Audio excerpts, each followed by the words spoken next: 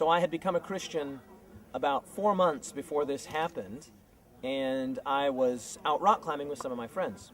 And I've been a rock climber for years, really enjoy it. It's one of the activities that I love to do in nature.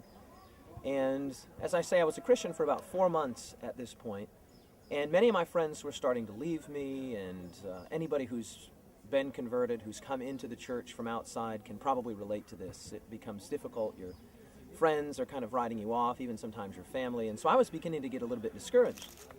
And I think that God used this event to help me become encouraged and to really show me that He was God. So as I said, I was out rock climbing, and I was doing what's called bouldering. Now, bouldering is where you're climbing on rocks that are, say, 10 to 30 feet high, but without ropes. You just have little paths that you use to jump off, and they're kind of like mattresses, but with dense foam. And I was out bouldering, but it had rained earlier that day, and it's not really a good idea to rock climb after a rain because the rock is very viscous, very slippery. And I was on this particular boulder, I can still remember it very plainly, at a place called the Rock Mazes in South Dakota. And I had a hold in this hand and a hold in this hand. It was a route I had done many times before. And I did a move called a heel hook, which is where you take your heel and you put your heel up on the rock as well. And so I had a hold here, and then I was heel hooking up, and as I started to pull up, you make a long reach for a little dish that was just over the top. And I put my hand into that dish, and I started to weight the dish. The problem is that the dish was moist with water. Some water had been in there, and the chalk that I had in my hands immediately became slippery, and I went shooting off backward. And as I shot off around backward, I was hurtling through the air. Now, I wasn't very high, maybe 10 or 12 feet at the most, so 3 or 4 meters.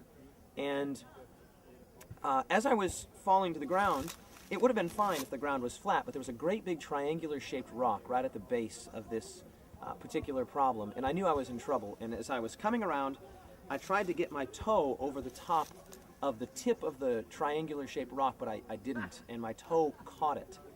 And it just twisted my leg right underneath me, and just, it was not a good thing. Now, it wasn't a compound fracture or anything, but I've broken my ankle twice before, and so I just knew intuitively that I had seriously injured myself and probably broken my leg. Well, I was there with 2 of my friends, and they helped me to get out, and I ended up, getting back to town and putting ice on my leg, and I called the lady that I was working with. She was a Christian woman, a Seventh-day Adventist woman, who owned a restaurant, and actually the very restaurant that I had received the great controversy from, that had been the major thing that had brought about my conversion, was reading the great controversy. So I was working at this restaurant, and so I called Mary, and I said, Mary, I've hurt myself, I've hurt my ankle, and I'm not going to be able to come into work. Well, she said, have you been to the doctor? And I said, no. She said, well, I'll make a call to a doctor, and he'll see you, and let me call him. So she called him, she called me back and said, okay, he can see you now, because I didn't have health insurance and those kinds of things. So I went to the doctor, and he gave me a cast, he x-rayed me, and sure enough, the ankle was severely injured, not the leg, but the ankle severely injured, and there was a hairline fracture. And I'd done this, as I say, 2 times before, and so I was a little discouraged.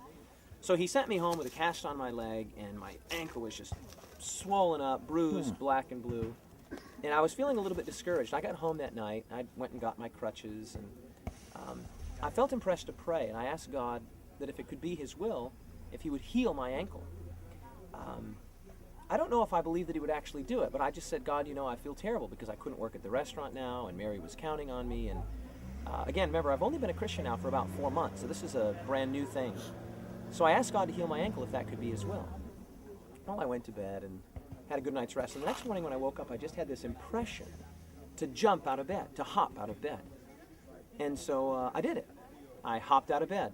And I had one of those casts where your toes are still sticking out. It's one of those Velcro air gel casts where your toes still stick out. And I jumped out of bed, and I flexed up on my ankle, on my toes, and I felt no pain.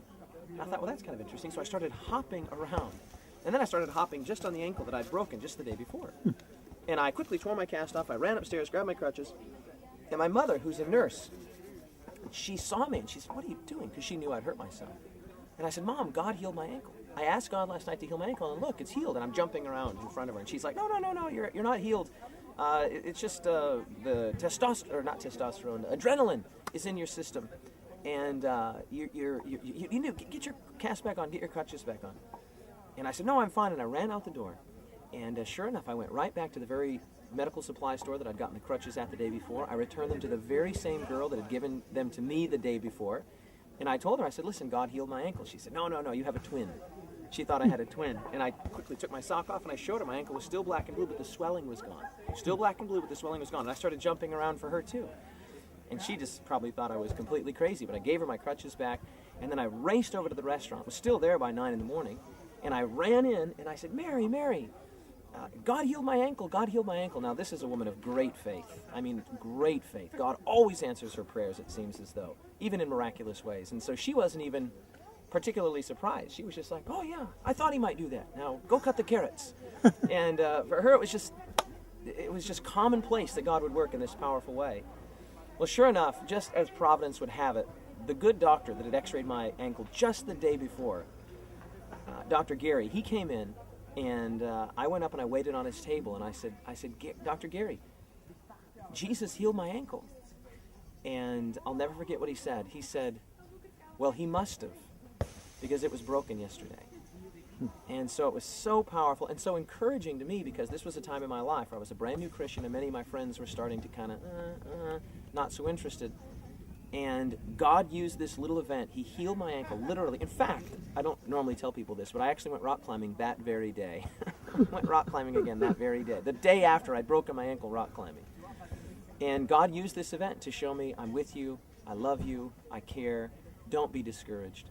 And I ended up telling this very story to a good friend of mine, one of my good punk rock friends.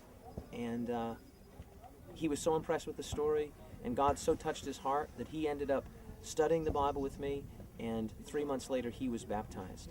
And today he's one of my best friends in the Lord. He's a Seventh-day Adventist minister. He and I then held an evangelistic meeting in which we invited many of our non-Christian punk rock friends to come. Many of them came, some of them just to make fun of it.